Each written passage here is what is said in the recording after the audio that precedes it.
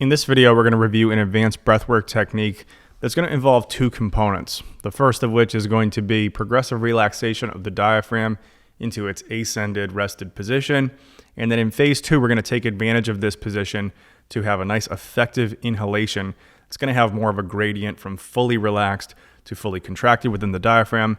So let's talk through a couple of things to consider here, and then we'll go through the technique. So the diaphragm itself is a muscle of inhalation. And so the more that we're breathing in general, and the more we're biasing that inhalation phase, the more contracted in terms of its bias the diaphragm is going to be. So our main goal in terms of relaxing the diaphragm is to go towards a more exhaled bias, as well as relaxing our need to actually breathe as much as we are. So if you're someone who's breathing, let's say 20 breaths in a minute, just reducing that down to 10 is going to reduce the activity of the diaphragm. In terms of always being in a contracted state, right? So anytime that we extend duration, that's going to be good. Anytime we reduce effort, that's going to be good. And then if we can bias exhalation versus inhalation, that's also going to be pretty good. Now, in order for us to have a nice effective exhale where we're not just over creating a lot of tension, what we need to do is actually relax some of the pressure in the abdomen and make sure that we're not getting any premature squeezing of the rib cage due to too much superficial abdominal activity. So some people are going to have a lot of superficial external oblique kind of activity that's going to squeeze us like this and can actually close that angle without getting all the air out. Then other people are just going to have trouble closing this angle, but might get this kind of a squeezing front to back here where we get too much rectus abdominis. Now, neither one of those is actually going to be that useful for this. So what we want to do first is almost think about like a Buddha belly kind of a position here in the abdomen and kind of let that distend forward almost and just totally spill the guts out everywhere towards the front and towards the sides. Now, one thing to avoid here is a position of extension in the back while you're doing this. We don't want a pressure gradient pushing forward against those abdominal walls. We actually want to relax the back in space equally to how we let that pressure be distributed front into the sides. So if you're in a seated position, kind of just slump back through that mid-back. If you have a chair that has support on it, I'd recommend you use that. You can kind of relax your back into that. And if you do that simultaneous to letting the abdomen relax forward and out, then you're going to be in this really chill, low pressure situation in the abdomen to start. And then from there, you'll get really clear feedback as to if you're getting too much of this premature kind of squeezing thing. So then once we're in that position, our goal is to clear as much air as possible without causing a big rebound inhalation, right? In these first three breaths that we're going to do, we're going to bias a long exhalation phase and a short inhalation phase.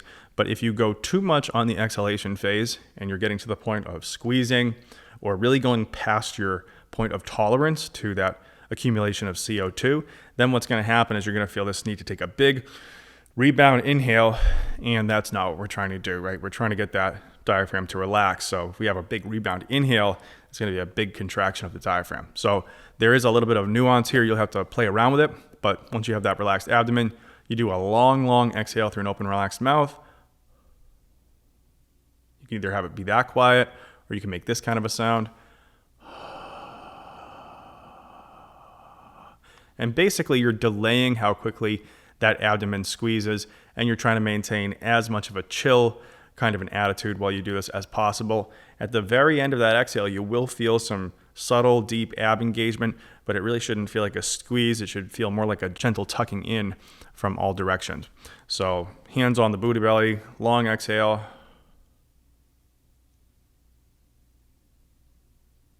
And kind of just before you get to that point where you feel like you might have to take a big rebound inhale, then you're going to pause. And when you pause in this position, I want you to visualize where that diaphragm is, which is right at this lower four ribs here. And I want you to just imagine letting that go and travel up. Now, whether or not this does anything, who knows? It might not. But at least have that intention. And one way that you might cue into this is there will be a tiny bit of tension in the abdomen created at the end of that exhale. If you just think about maintaining the same amount of abdominal position while letting go of tension here, what you can feel, I think I'm feeling this, is that the abdomen reduces its pressure a little bit as well. Because think about it, that diaphragm, if it's here and it's in that inhaled state, it's going to exert a downward force on the guts. If we have those abdominals tucked in and the diaphragm still pushing down, we're going to have a little bit of intra-abdominal pressure. If you then consciously relax that diaphragm and allow it to come up, and you pause during that exhaled phase and just try to be with that feeling of being out of air and needing to breathe, and you kind of let go into that, you can get a little bit of a reduction in that pressure if that diaphragm lets go and comes up a little bit. So hopefully that makes sense. But again, you'll do that long exhale, get to that point of a pause, and then think about where that diaphragm is and see if you can imagine letting it go into an ascended position. And what you should feel is that there's a little bit less of that pressure in the abdomen, that subtle pressure that was created at the end of that exhale. So then we just repeat that 2 more times. So we're going to do a very small inhale from here to not have the diaphragm go very far down. And then right away, another long, gentle exhale.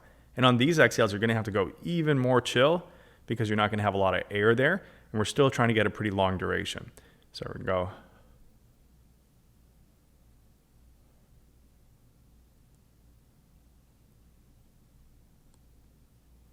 And at this point,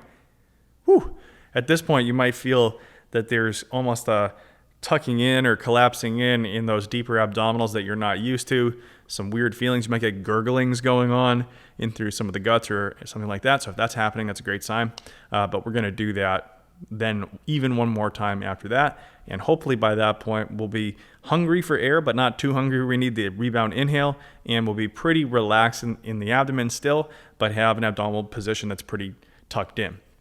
So now here comes step 2. We had all that detail in step 1 just to lead up to this point, which is that from here, we're going to maintain a little bit of that abdominal tension.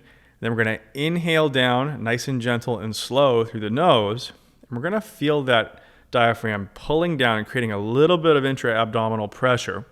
And we're going to try to let the abdomen progressively relax in timing with the diaphragm so that it's not all happening at once, but also that we're not fully resisting it either.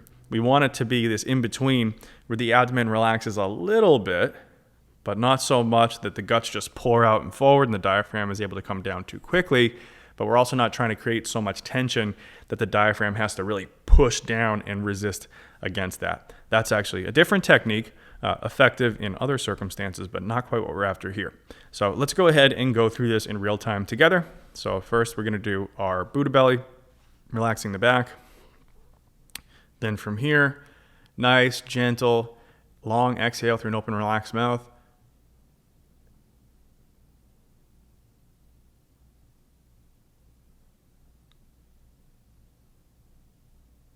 Then we're going to do a pause there. Conscious relaxation of the diaphragm. Now a small inhale. And right to the long exhale.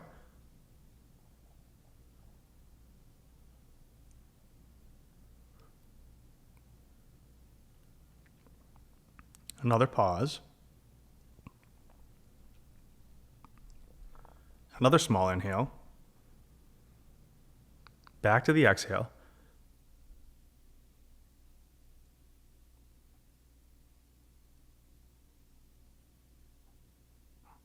One last pause.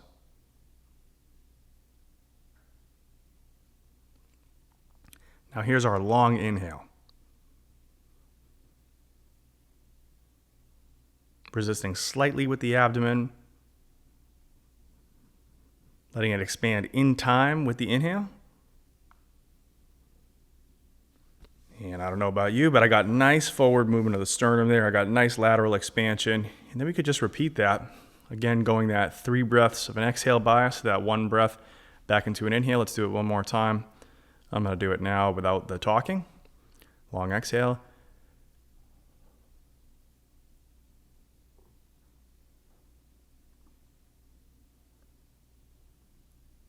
Little pause.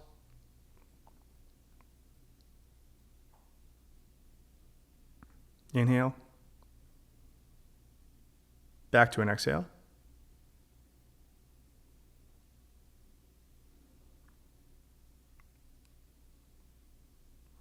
Pause.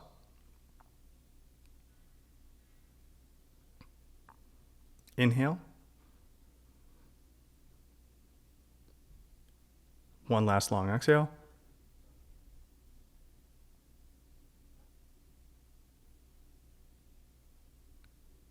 Pause.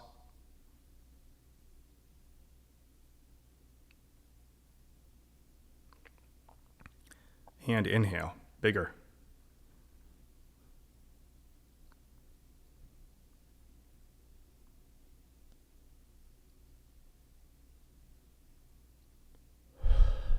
Perfect. So in that last inhale, you should feel like you get more expansion in the rib cage in all directions. So for me, I actually got some cavitations or some little clicks and pops in through the rib cage there on that last inhale because it was a lot more effective. I had created that gradient by relaxing it. Now during that exhale phase and that pause, there is this moment where you can feel there's a little tension in the diaphragm because you really want to take a breath in. If you can fully let go of that need to take a breath in and try to even let that diaphragm to relax for a second, you can feel it almost going up and down, like it wants to kick in and you're trying to relax it. That'll give you a little bit of awareness of the way that that diaphragm is behaving. And what you might have to play with is kind of backing off the duration of the exhale to make it a little bit more tolerable to lean into that pause and make it so that you don't get a big rebound inhale. And then progressively expanding that over time. And then once you get a hang for that and how to control that within the context of that 3 breath sequence, then what you really want to play with on that next inhale is, can you do it nice and slow so that it's not a big all at once huge contraction, right? So you want to see if you can get that contraction to extend over a couple of seconds. Even as I was demonstrating it, you might have noticed that there were these small little almost involuntary changes in my breathing where I wasn't able to control that rate. And that's just a matter of doing it a little bit too aggressively on that exhale in terms of getting the duration to be too much. But you'll figure it out. Each time you do it might be a little bit different. And I think what you're going to find is on that last inhale, you can drive a lot more expansion. And if you can do it over a longer duration, you'll find that air actually travels into areas of the rib cage that you might not be able to get them into under normal circumstances. So that does it for this video. That was pretty in depth. Hopefully it made sense. Just a quickie review. 3 exhale biased breath cycles followed by 1 long inhale biased cycle. And the idea is progressive relaxation of the diaphragm, then use that gradient to get optimal expansion. All right, till next time, peace.